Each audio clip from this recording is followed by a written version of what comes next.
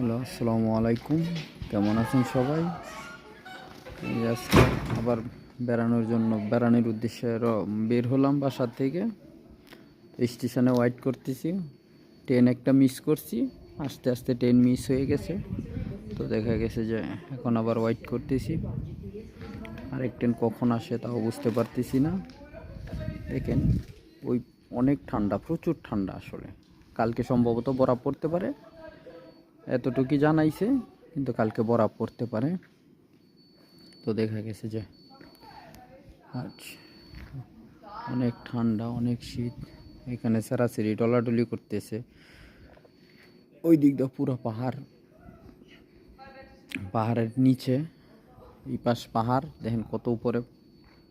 ওইটা বাইঙ্গা পড়লে আমার মনে হয় যে স্টেশন পুরা 2 মাস বন্ধ থাকবো। দেখেন কী অবস্থা।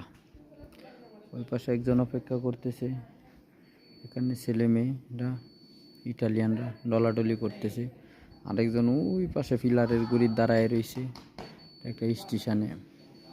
এখানে এক মহিলা টিকিট কাটছে, টিকিট নিচ্ছে, টিকিট সংগ্রহ করতেছে। তো দেখছে আমি আবার এই ফাঁকে একটু ভিডিও করলাম। আসলে মরা স্টেশন, কারণ এখানে তেমন লোকজন নাই। ঠিক আছে, এই হচ্ছে অবস্থা।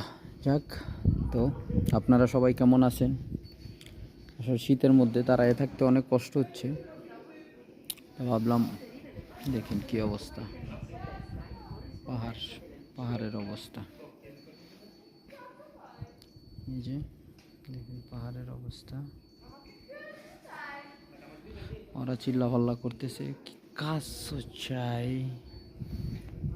কাজ বলে চাই। দেখেন পাহাড়টা কত সুন্দর। একটু জুম করলাম, হয়তো ভিডিওটা ফাইটটা যাইতে পারে, কারণ আমার ভিডিও করা তেমন ভালো হয় না, তারপরে একটু করলাম। যাই হোক, তো কেমন হচ্ছে, কেমন লাগছে আপনাদের কাছে? দেখেন আসলে এই যে এখানে রেল স্টেশন, আসলে কোনো ঝামেলা নাই, কোনো হই হল্লা নাই।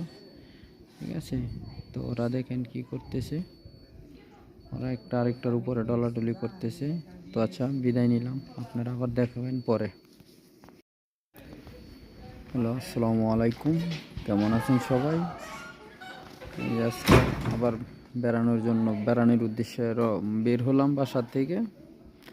স্টেশনে ওয়েট করতেছি। ট্রেন একটা মিস করছি, আস্তে আস্তে ট্রেন মিস হয়ে গেছে। তো দেখা গেছে যে এখন আবার ওয়েট করতেছি, আরেক ট্রেন কখন আসে তাও বুঝতে পারতেছি না। দেখেন, ওই অনেক ঠান্ডা, প্রচুর ঠান্ডা আসলে।